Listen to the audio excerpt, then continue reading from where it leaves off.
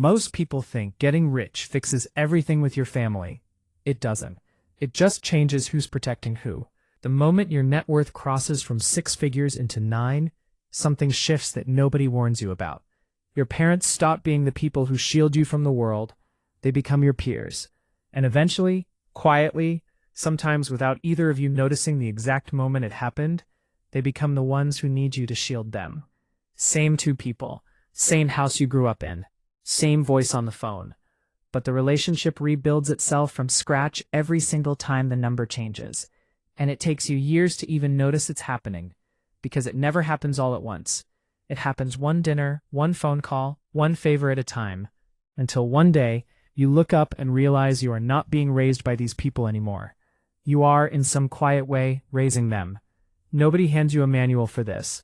There's no conversation where someone sits you down and explains that the people who raised you will, in some sense, need to be re-met 4 or 5 times over, as different versions of themselves react to different versions of you. You just live it, one milestone at a time, usually too busy chasing the next number to notice the relationship rewriting itself underneath you. This is how your parents treat you at every level of wealth, from 0 to 1 billion. Level 1, $0. The struggling child. You are 24 years old sitting at the same kitchen table you did your homework on, except now the thing spread across it isn't a math worksheet. It's bills. Rent is $1,450. Your checking account says $340.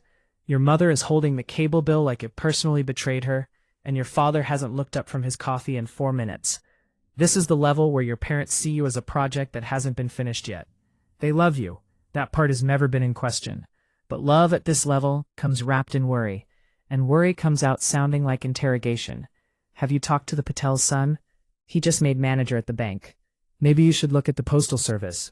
They have a pension. Every conversation eventually finds its way back to the same question dressed in different clothes.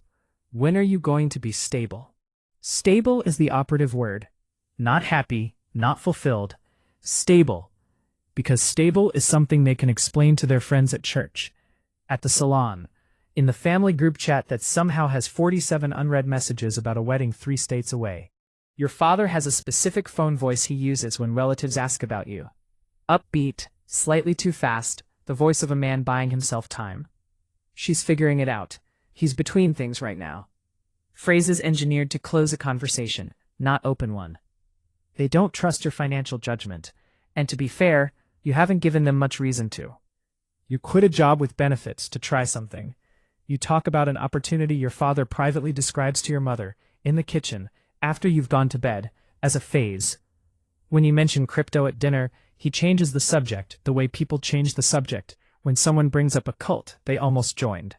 Your mother starts leaving newspaper clippings about job security on the counter, face up, like evidence in a case she's still building against your choices. So they help, in the way that struggling parents help. Not with money, because there usually isn't extra money sitting around, but with pressure disguised as concern. They send you job postings you didn't ask for, 3 a week, always with the same subject line, thought of you. They remind you gently and then not so gently about your cousin's promotion, your cousin's house down payment, your cousin's engagement ring that, according to your mother, who definitely asked, cost a lot but not crazy. Sometimes the help is more direct, and that's its own kind of weight. Your father slides $40 across the table for gas, and you both pretend it's nothing, even though you can see him do the math afterward, quietly in his head, recalculating what's left for the rest of the month. That $40 carries more conversation in it than either of you will ever say out loud. You sit at that kitchen table and absorb all of it, because underneath the comparisons and the unsolicited advice is something simpler. They watched the economy they grew up in disappear piece by piece. Watched pensions vanish and replace themselves with words like 401k that never fully made sense to them.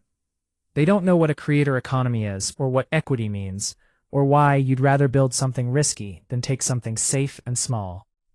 To them, risk is the enemy. Risk is what swallowed their friend's kids whole. The neighbor's son who invested his savings and never talked about it again. The cousin who started a business that closed within a year and moved back home at 31 with nothing to show for it but a storage unit full of inventory. This is the level where you are the dependent and they are the guardians. And the dynamic is exactly as old as the species. Protect the child. Even when the child is 6'1", and hasn't needed protecting in a decade. Even when the child wants, more than anything, to be believed in instead of managed. You go to bed some nights replaying the conversation, wondering if they'll ever see what you see in yourself. There's a particular kind of silence that settles over the table when you bring up your real plan, the one with no salary, no offer letter, no business card to hand a relative at a wedding. Your mother doesn't argue, she just goes quiet in a way that's louder than arguing, clears the plates a little too fast, and changes the subject to something safer, like the weather or your aunt's surgery. You learn to read that silence the way sailors read weather. You have no idea yet how fast all of this is about to change, or how strange it will feel when it finally does. Level 2, $1 million, the success story. 3 years later, you're back at a dinner table, except this one has linen napkins and a wine list, and when the check comes, you pick it up before your father's hand even reaches his wallet. He stares at the black folder like it's a foreign object. Your mother asks, not quite joking, to see the receipt. You crossed 7 figures 8 months ago. Nobody outside your accountant knows the exact number, but your parents know enough. Know that you bought a car in cash. Know that you stopped asking them for help with anything. Know that this dinner is on you, and you didn't even blink when the bill came to $310. This is the validation level. You've made it, in the only language they've ever had to describe success. And your mother has already told her sister, who has already told the building group chat, who will now treat your name like a minor celebrity every time you visit for the holidays. People you haven't spoken to since high school start liking your posts. Your father, who once described your job to relatives in vague, apologetic terms, now describes it in numbers he barely understands but says with total confidence anyway, the way he once spoke about sports statistics he'd memorized but never played. But here's what nobody tells you about hitting your first million. Your parents don't fully relax. They just trade one fear for another. They spent 20 years afraid you'd never have money. Now they're afraid you'll lose all of it overnight, the way it shows up on the news, the way it happened to that man in the documentary your mother won't stop bringing up. So you get the advice, decades-old advice, frozen in amber from an economy that doesn't exist anymore. Put it in a savings account. Don't touch the principal, whatever that means to them. Are you sure that's not a pyramid scheme? Your father, who has never owned a single stock in his life, asks pointed questions about your portfolio, the way a man asks about a surgery he doesn't believe in, but is too polite to call fake to your face. He starts watching financial news he doesn't fully understand, just so he has something to say when you call. They get nervous around your spending in a very specific way. Not the boring spending, the $1,450 rent, the groceries, the gas. The visible spending, the new watch, the trip that wasn't a necessary trip. They'll comment on it sideways, never directly.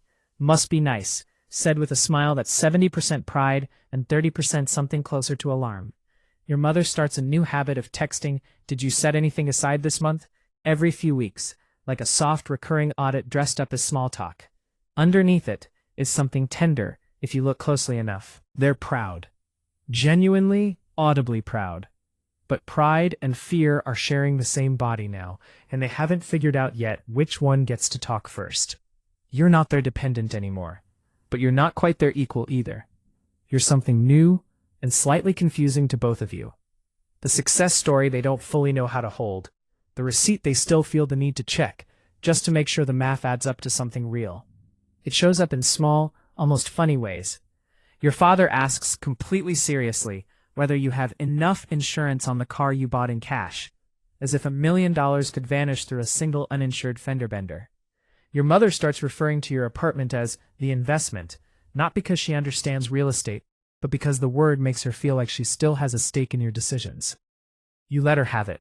It costs you nothing, and it gives her something to hold on to while she gets used to a version of you she helped build, but doesn't yet fully recognize. Level 3. $10 million to $100 million. The family provider. You hand your father a set of keys, not to a car, to a house. The house, the one he's mentioned in passing for 15 years, the one with the porch he always wanted, in the town he grew up poor in and never thought he'd return to with money in his pocket.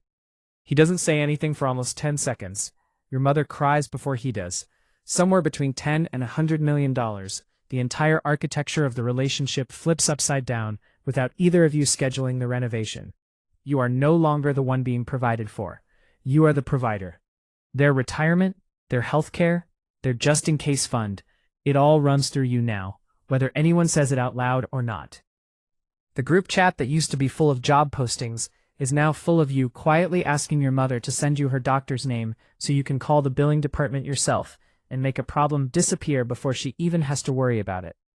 This is where the relationship splits into one of two roads, and which road you end up on depends less on the money and more on who your parents were before the money showed up. They tell anyone who will listen what you've built. They fly business class for the first time in their lives. The ticket was your idea, your gift, and your mother spends the entire flight pretending she's not crying at a movie she's seen 4 times. There's a softness here, a kind of relief in both directions. Relief that they don't have to worry anymore, relief that you finally got to give back the safety they spent decades trying to give you when there was barely enough to go around. Your father starts introducing you differently at family events, his voice carrying a little further than it used to. Road 2 is quieter, and it stings in a way Road 1 doesn't. It's the parent who can no longer offer advice because the gap between your life and theirs has become too wide to reach across with anything they know. It's the small flash of something, not quite resentment, but close enough to its cousin that you both feel it in the room when they realize they can't parent you anymore in the way they used to, the way that made them feel useful and needed. You don't need their guidance anymore. You need their blessing. And sometimes blessing is a harder thing for a parent to give than money ever was, because giving it means admitting the roles have changed for good, with no going back to the kitchen table. Either way, the questions change shape. They stop asking if you're okay. They start asking what you think about their finances, their health insurance, whether cousin Daniel's investment opportunity is a scam. It is. It's always a scam. You've become the family's financial center of gravity, the one person everyone quietly orbits. And the strange, almost dizzying part is that you're still the same person who once sat at that kitchen table being told to find something stable, hearing your own old advice handed back to you in a different voice. There's also a version of this level nobody puts in the highlight reel, the awkward math of generosity. How much help is too much help? Whether paying off your parents' mortgage makes you their provider, or, in some unspoken way, their landlord. You start having conversations with your accountant about gifting limits and estate implications that your parents have no language for at all, conversations they will never fully understand, but will benefit from for the rest of their lives, often without ever asking a single question about how it works. Level 4. $1 billion. The dynastic asset. There's a conference room now. Lawyers in it. A trust attorney who has billed more hours on your family than your father has spent vacation days in his entire career. Your mother is in the room too, but she's not asking about your spending anymore. She's asking about the family office's quarterly report. Somewhere in the last 18 months, Mom became one of 3 required signatures to release funds from the family foundation. And nobody quite remembers when that happened, only that it did, and that it now feels completely normal to everyone, except the version of you that still remembers $340 in a checking account and a cable bill nobody could afford. At $1 billion, you stop being just somebody's child. You become the asset everyone is responsible for protecting, including formally on paper, your own parents. The relationship doesn't disappear. It gets filtered. Every conversation about love now runs alongside a parallel conversation about legacy, because at this altitude, the two have become almost impossible to fully separate. Even a birthday dinner has a seating chart now, drafted by someone whose job title includes the word estate, and your father reviews it before anyone else, the way he once reviewed your report cards. The gala replaces the dinner table. A simple hello, how are you between you and your father can happen in the same 5 minutes as a conversation about a $40 million charitable trust bearing the family name. And somehow, neither of you finds that strange anymore, because this has quietly become the new normal, the way the kitchen table once was the only normal either of you knew. Your parents stopped giving advice almost entirely at this level, not because they've stopped caring, but because the stakes have outgrown the kind of wisdom either of them has lived. Instead, they become custodians of something bigger than the two of you. The name, the foundation, the next 100 years of people who will carry your last name into rooms you'll never personally enter. Your father studies briefing documents before family meetings, the way he once studied nothing in his life, because the cost of getting it wrong isn't a bad month anymore. It's 100 years of consequences, carried by people who haven't been born yet. It's not cold exactly. It's just formal in a way nothing in your childhood prepared either of you for. The love is still there. You can see it in the way your mother still touches your sleeve before a press photo, the same way she used to straighten your collar before school pictures. But it now lives inside a structure built by estate attorneys instead of inside a kitchen. And some nights, on the drive home from one more meeting that ran 2 hours long, you find yourself missing the kitchen more than you'd ever admit out loud, even to yourself. Occasionally, in a hallway between meetings, your father will say something that has nothing to do with trusts or succession plans, a joke from when you were 9, a story about your grandfather that has no relevance to anything on the agenda. Those moments last about 30 seconds, and they are, by a wide margin, the most valuable thing that happens in the building all day. Everyone in that room is being paid to protect the family's wealth. Only 1 or 2 people in it are still, underneath everything, just trying to protect you. Same parents, every single time. Same blood, same last name, same 2 people who once argued over a cable bill at a kitchen table. But 4 completely different relationships, depending entirely on a number that has nothing to do with how much they love you, and everything to do with how much they fear for you, or eventually how much they need you, or eventually how much you both need to protect. Money doesn't reveal your parents' character. It reveals which version of love they learned to give first, protection or pride or relief or legacy. The wealth just decides which one gets to speak the loudest in any given year, and which one gets quietly left in the room you used to call the kitchen. So if you had to guess, which version of this story is your family living in right now? Drop the number below. You already know which kitchen table you're sitting at.